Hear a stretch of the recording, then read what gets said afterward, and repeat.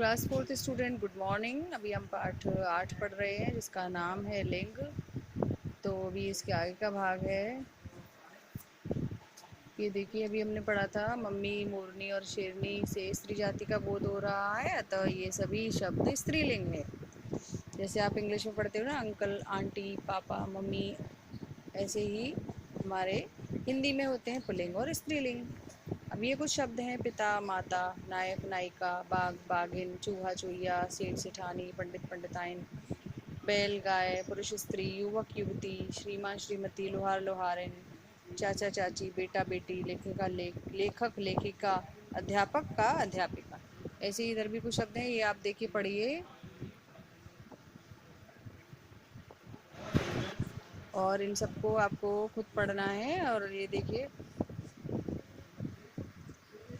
मामा, मामीन, सदस्य, सदस्या, भवदीय, भवदीया, आचार्य, आचार्य। आचार्य आपको बच्चों कहते हैं प्रिंसिपल सर को कहते हैं आचार्य, और प्रिंसिपल मैम को कहते हैं आचार्य। नर, मादा, ससुर, सास, शिक्षक, शिक्षिका, नाना, नानी, धोबी, धोबिन, भाई, भाभी, पति, पत्नी, नर, नारी, बालक, बालिका, नाग, नागिन, बकरा, बकरी।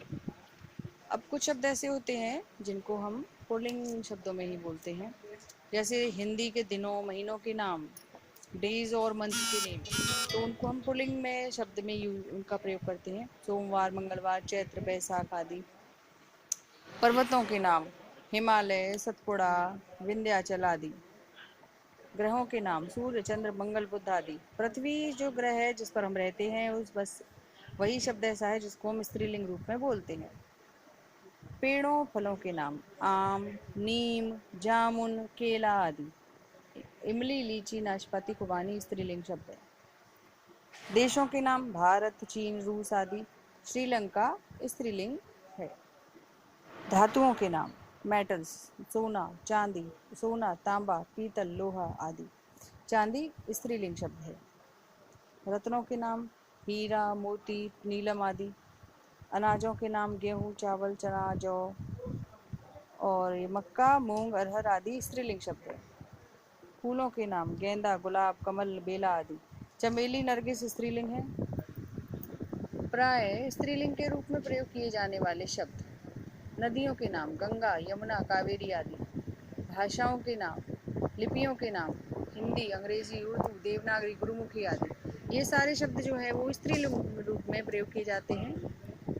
तिथियों के नाम, प्रथमा, द्वितीया, पूर्णिमा, अमावस्या आदि।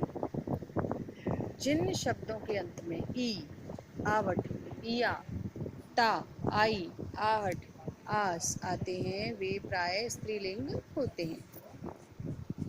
अब जैसे हम पढ़ेंगे नदी, नदी के जो शब्द के अंत में क्या आ रहा है, ई। चांदी, ई। बनावट, आवट, थकावट। इया, डिबिया, लुटिया। ता, मित्रता, आई, शत्रुता, आई, पढ़ाई। आहट, घबराहट, मुस्कुराहट। आस, मिठास, खटास आदि। तो ये सारे जो शब्द हैं जिसके पीछे ये लगे हों, इया, आवट, इया, ता, ये सारे शब्द क्या कहलाते हैं? ये सारे शब्दों का जो प्रयोग होता है वो स्त्रीलिंग रूप में होता है। ठीक है। अब आप अपने आसपास, अपने घर में भी ये देखना, आप किन शब्दों को स्त्रीलिंग रूप में बोलते हो और किन शब्दों को आप पुल्लिंग रूप में बोलते हो। लिंग के अनुसार क्रिया बदल जाती है, जैसे लड़का पढ़ रहा है, लड़की पढ़ रही है। ठीक है। तो अब आप ये पाठ एक बार पढ़िए और इसको समझिए।